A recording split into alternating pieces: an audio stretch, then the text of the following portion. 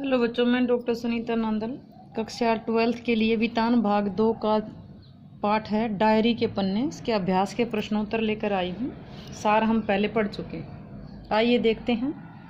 ये डायरी के पन्ने जो है एनी फ्रैंक की डायरी। एनी फ्रैंक ने जो डायरी लिखी है अपनी दोस्त किट्टी को यानी कि उसकी गुड़िया है उसको दोस्त मान करके ये डायरी लिखी हुई है, उसी से संबंधित प्रश्न है। यह 60 लाख लोगों की तरफ से बोलने वाली एक आवाज़ है, एक ऐसी आवाज़ जो किसी संत या कवि की नहीं बल्कि एक साधारण लड़की की है। इल्या इहरबुर्ग की इस टिप्पणी के संदर्भ में एन फ्रैंक की डायरी के पठित अंशों पर विचार करें। ये जो बात है 60 लाख लोगों की तरफ से बोलने वाली आवाज़, ये लेखिका है इल्या इहरबुर्ग। इल्या इहरबुर्ग ने किसके बारे में कहा है? एन फ्रैंक के बारे में कहा है। जो डायरी के पन्ने हमने पाठ पढ़ा है इसके आधार पर विचार करें।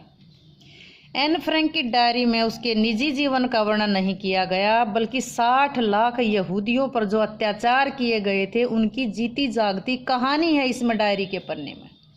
ये लड़की ना कोई संत थी न कवि, बल्कि हिटलर के अत्याचारों के द्वारा जो भूमिगत रहने वाली है, जो अंडरग्राउंड हो गए थे, उस परिवार की एक आम लड़की थी, आम सदस्य थी। कोई विशेष लड़की नहीं थी, परंतु वह एक ऐसी आवाज़ थी जिसमें अत्याचार सहन करने वाले लोगों की आवाज़ को बुलंद किया। अतः इल्या इहरबुर्ग की टिप्पणी बिल्कुल सही है। दूसरे विश्व युद्ध में 1939 से 45 तक चला तो हिटलर ने यहूदियों पर अत्यंत अत्याचार किए। वे अंडरग्राउंड जीवन जीने के लिए, भूमिगत जीवन जीने के लिए मजबूर हो गए। हिटलर का इतना डर बैठ गया कि यहूदी लोग सूटकेस भूमिगत होकर के अभावग्रस्त जीवन भी जीने लगे। वे लोग न दिन का सूरज देख सकते थे न रात का चंद्रमा। सड़क पर सूटकेस लेकर निकलना भी निरापद नहीं था कि सामान लेकर जा रही हैं। ब्लैक कोड वाले पर्दे लगाकर जैसे तैसे दिन रात बिताते थे। राशन की बहुत कमी रहती थी। बिजली का कोटा निर्धारित था। चोर उचक्के सामान को उठा ले जाते थे। फटे पुराने कपड़े पहनते थे। घिसे पिटे जूते पहनकर समय काट रहे थे। कभी हवाई हमले होते थे तो बेचारे कांप जाते थे। इसलिए ये कहना उचित है कि डायरी के पन्ने में जो वर्णित कहानी है वो एक परिवार की नहीं बल्कि 60 लाख लोगों की कहानी। आगे चलें। काश कोई तो होता जो मेरी भावनाओं को गंभीरता से समझ पाता। अफसोस ऐसा व्यक्ति मुझे अब तक नहीं मिला। क्या आपको लगता है एन के इस कथन में उसके साथी उसके डायरी लेखन का कारण छिपा है कि नहीं तो अपनी बात वो किसी को कह भी सकती थी। ये एक सच्चाई है कि लेखक अपनी अनुभूतियों को व्यक्त करने के लिए कविता, कहानी या कोई लेख का सहारा लेता है। यदि लिखने वाला व्यक्ति किसी के सामने अपनी बात को प्रकट कर देता है तो उसको लिखने की जरूरत नहीं पड़ती। यदि कोई गंभीर श्रोता ना मिले तो किसी कल्पित पात्र पाठकों के लिए अपनी अभिव्यक्ति करता है। एन फ्रैंक के सामने भी यही स्थिति थी। वो सुनने वाला कोई नहीं था। वह भूमिगत रहने वाले सदस्यों में सबसे छोटी थी। कोई बात उसकी बात सुनने के लिए तैयार नहीं था। मिसेज वानदान, मिसेज डसेल उसकी कमियां निकालते थे, इसलिए वो उनसे घृणा करती थी। मम्मी हमेशा उसे उपदेश सुनाती थी। उसने कभी भी अपनी बेटी की पीड़ा नहीं सुनी। केवल पीटर से ही एन की बनती थी, लेकिन उसके साथ संवाद करना सरल नहीं था। उसे समझ नहीं आता था कि भूमिगत आवास में वो क्या करे। बाहर की प्रकृति को देखना चाहती थी, सूरज चांद को निहारना चाहती थी, लेकिन ये मना था। वह निर्णय नहीं कर पाई कि किसके सामने अपनी भावना प्रकट करे। सच्चाई तो ये थी कि उसकी भावनाओं को कोई सुनने वाला था ही नहीं। इसलिए उसने अपने विचार डायरी में लिखे। अपनी जो गुड़िया थी उसको दोस्त मान करके उसको सुनाते हुए उसने अपने ये विचार लिखे। आइए अगला प्रश्न देखते हैं। प्रकृति प्रदत्तता दिया हुआ प्रकृति प्रदत्त प्रजनन शक्ति के उपयोग का अधिकार बच्चे पैदा करें या ना करें अथवा कितने पैदा करें, इसकी स्वतंत्रता स्त्री से छीनकर हमारी विश्व व्यवस्था ने न सिर्फ स्त्री को व्यक्तित्व विकास के अनेक अवसरों से वंचित किया बल्कि जन आधिक्य की समस्या भी पैदा कर दी। ये बात एन की डायरी में 13 जून 1944 के जो अंश थे उसमें व्यक्त विचारों के संदर्भ में इस कथन का औचित्य ढूंढे। क्या ये जो बात है क्या ये सही है? एन का विचार था कि पुरुष शारीरिक दृष्टि से सक्षम होता है औरत कमज़ोर होती है, इसलिए पुरुष नारियों पर शासन करते हैं। उनका कहना है कि नारियों को समाज में सही सम्मान नहीं मिलता। बच्चे के जन्म देते समय नारी को जो पीड़ा व्यथा भोगती है वह युद्ध में घायल हुए सैनिक से कम नहीं है। सच्चाई तो यह है कि नारी अपनी बेवकूफ़ी के कारण अपमान व उपेक्षा को सहन करती है, परंतु नारियों को समाज में उचित सम्मान मिले ये जरूरी है। परंतु ऐन का यह अभिप्राय नहीं है कि महिलाएं बच्चे पैदा करना बंद कर दें। प्रकृति चाहती है कि महिला बच्चों को जन्म दें। समाज में औरतों का योगदान विशेष महत्व रखता है। ऐन का यह भी विचार है कि आने वाले समय में औरतों के लिए बच्चे पैदा करना कोई जरूरी नहीं होगा। समय बदल चुका है, हमारा देश परंपरावादी है, इसलिए यह महिलाओं की स्थिति में अभूतपूर्व परिवर्तन देखा जा सकता है। जहाँ तक अशिक्षित ग्रामीण समाज का प्रश्न है, वहाँ पुरुष स्त्रियों पर हावी रहते हैं, अधिकार जमाते हैं। शिक्षित समाज में स्त्रियाँ पुरुषों से बेहतर हैं। घर, परिवार, समाज, समूह, सभी राष्ट्र स्थानों पर उन्हें सम्मान मिल रहा है। अब बच्चे पैदा करना ना करना ये नारी के हाथ में है। इसलिए एन फ्रैंक की डायरी में वर्णित नारी की स्थिति की तुलना भारतीय स्थिति के हालात काफ़ी बेहतर हैं। हमारी यहाँ नारियाँ सरकारी गैर सरकारी विभागों में नौकरियाँ कर रही हैं, कुछ डॉक्टर हैं, कुछ इंजीनियर हैं। शिक्षा जगत में तो नारियों ने अपना आधिपत्य जमा लिया। आइए देखते हैं अगला प्रश्न। एन की डायरी अगर एक ऐतिहासिक दौर का जीवन दस्तावेज है तो साथ ही उसके निजी सुख दुख और रचनात्मक भावनात्मक उथल पुथल का भी है। ऐतिहासिक दौर का उदाहरण है तो भावनात्मक उथल पुथल का भी। इन पृष्ठों में दोनों का फर्क मिट गया। इस कथन पर विचार करते हुए अपनी सहमति या असहमति पूर्वक तर्क पूर्वक व्यक्त करें कि आप सहमत हैं या नहीं हैं।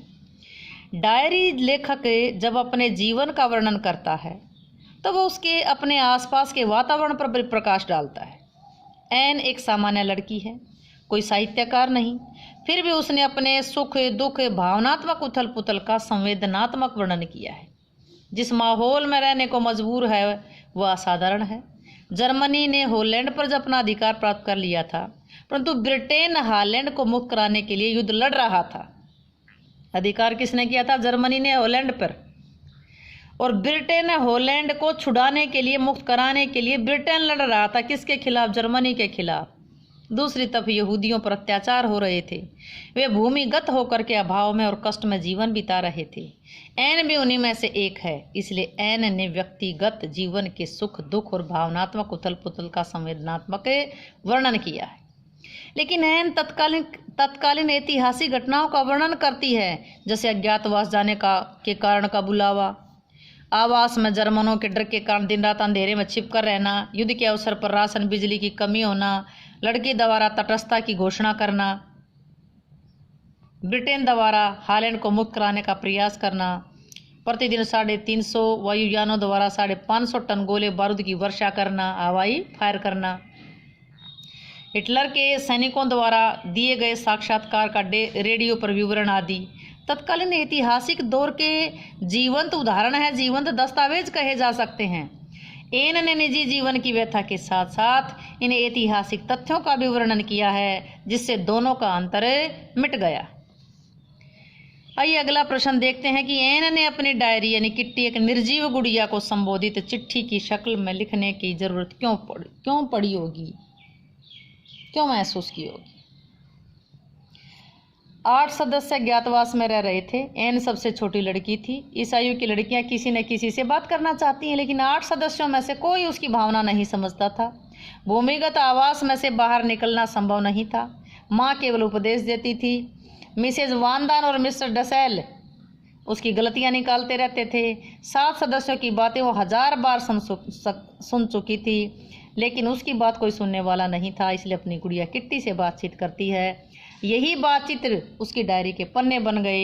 इसमें वे पत्र भी हैं जो उसने अपनी गुड़िया किट्टी को लिखे थे। किट्टी को संबोधित करते हुए चिट्ठी लिखना उसकी मजबूरी थी। नेक्स्ट है नाजी दस्तावेजों के 5 करोड़ पन्नों में एन फ्रैंक का नाम केवल एक बार आया, लेकिन अपने लेखन के कारण आज एन 1000 पन्नों में दर्ज है। इसका नमूना एक खबर भी है। कौन सी खबर छपी थी? नाजी अभिलेखागार के दस्तावेजों में महज एक नाम के रूप में दफन एन फ्रैंक। बादरोल सेन 26 नवंबर AP। नाजी यातना शिविरों में रोंगटे खड़े करने वाला चित्रण कर दुनिया भर में मशहूर हुई एनी फ्रैंक का नाम हालैंड के उन हजारों लोगों की सूची में महज एक नाम के रूप में है जो यातना शिविरों में बंद थे।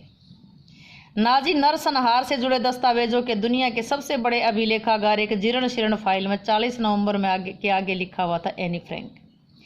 एनी की डायरी ने उसे विश्व में खास बना दिया, लेकिन 1944 के सितंबर माह के किसी एक दिन वह बाकी लोगों की तरह एक नाम पर थी, एक भयभीत बच्ची जिसे बाकी 1018 यहूदियों के साथ पशुओं को ढोने वाली गाड़ी में पूर्व में स्थित एक यातना शिविर के लिए रवाना कर दिया गया था। द्वितीय विश्व युद्ध के बाद डच रेड क्रॉस ने वेस्टरबोर्ग ट्रांजिट कैंप से यातना शिविरों में भेजे गए लोगों संबंधी सूचना इकट्ठी कर इंटरनेशनल ट्रेसिंग सर्विस को भेजे थे। ITS नाजी दस्तावेजों का एक ऐसा अभिलेखागार है जिसकी स्थापना युद्ध के बाद लापता हुए लोगों का पता लगाने के लिए की गई थी। भाई युद्ध खत्म हुआ तो उसके बाद कौन बचा कौन नहीं गया, अगर गुम हुए तो कौन कितने थे, कहाँ गए। इस युद्ध के समाप्त होने के 6 दशक से अधिक समय के बाद अब अंतर्राष्ट्रीय रेड क्रॉस समिति विशाल ITS अभिलेखागार को युद्ध में जिंदा बचे लोगों, उनके रिश्तेदारों, शोधकर्ताओं के लिए पहली बार सार्वजनिक करने जा रही थी।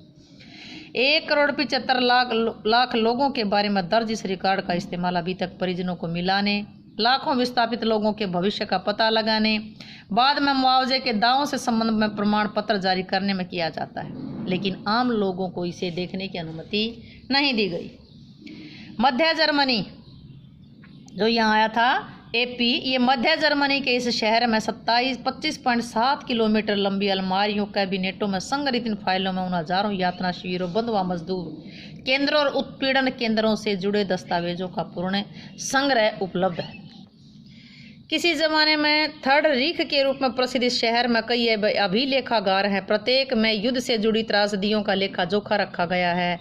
ITS में एनी फ्रैंक का नाम नाजी दस्तावेजों के 5 करोड़ पन्नों में से एक बार आया है।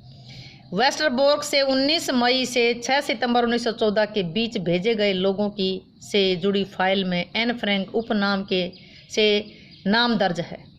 इस सूची में एनी का नाम, जन्म तिथि, एम्स्टर्डम का पता, यातना शिविर के लिए रवाना होने की तारीख दर्ज है। इन लोगों को कहाँ से ले जाया गया था, कॉलम खाली छोड़ दिया गया है।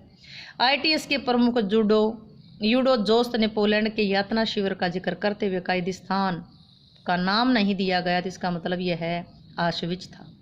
एना उनकी बहन मार्गोट व उसके माता पिता 4 अन्य यहूदियों के साथ 1944 में उनको गिरफ्तार किया गया था।